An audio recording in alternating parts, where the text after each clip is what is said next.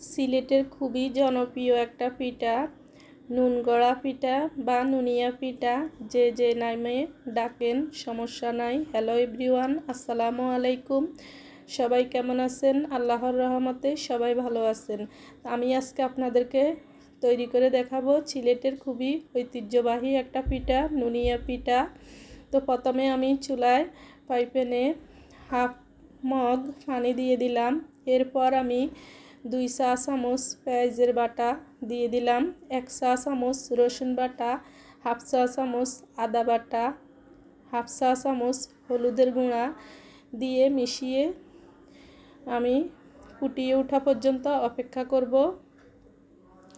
স্বাদ মতো লবণ দিয়ে দিব।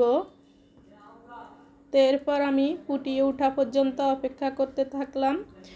এই যে যখনই ফুটিয়ে উঠলো তখন আমি এ পর্যায়ে চাউলের গুঁড়া দিয়ে দিব 2 কাপ চাউলের গুঁড়া দিয়ে সুন্দর করে নেড়ে চেড়ে আটা তৈরি করে নিব।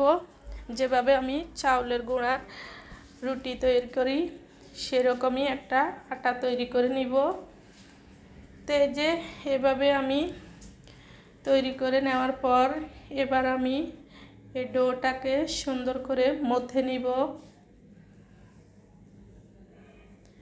এরপর আমি অল্প অল্প করে চাউলের আটা দিয়ে আমি সুন্দর করে রুটি তৈরি করে নিচ্ছি। লম্বালম্বিভাবে একটা রুটি তৈরি করে নিব। বেশি পাতলাও না, বেশি আবার মোটাও না, মিডিয়াম সাইজের একটা রুটি তৈরি করে নিলাম। এরপর আমি একটা পিৎজা কাটার দিয়ে 2 সাইডে দিয়ে কেটে নিব। তো আপনারা চাইলে হয়তো পিৎজা কাটার দিয়ে লম্বালম্বিভাবে আমি যেভাবে কেটে নিচ্ছি সেভাবেও কেটে নিতে পারেন, বা আপনারা কুকি কাটার দিয়েও গোল গোল করে কেটে নিতে পারেন। তা আমি এভাবে কেটে নিলাম সবগুলা। তো এভাবে আমি সবগুলা পিঠা তৈরি করে নিলাম। এই যে এবার ভেজে নেওয়ার পালা। চুলায় চলে গেলাম, একটা ফ্রাই প্যান বসিয়ে পর্যাপ্ত পরিমাণে সয়াবিন তেল দিয়ে দিলাম। দিয়ে এক এক করে পিঠাগুলো আমি দিয়ে দিলাম।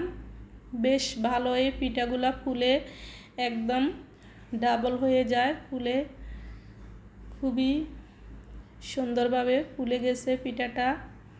তো এই যে এইভাবে আমি এক এক করে পিঠাগুলা সবগুলা ভেজে নিব। খুবই সহজে এই পিঠাটা তৈরি করে নেওয়া যায়।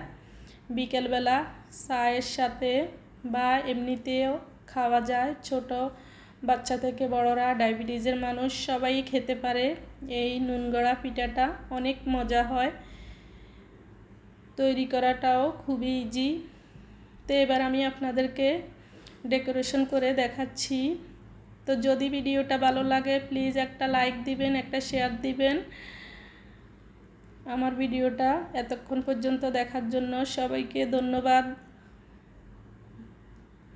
দেখা হবে, কথা হবে পরবর্তী ভিডিওতে। ততক্ষণ পর্যন্ত সবাই ভালো থাকবেন।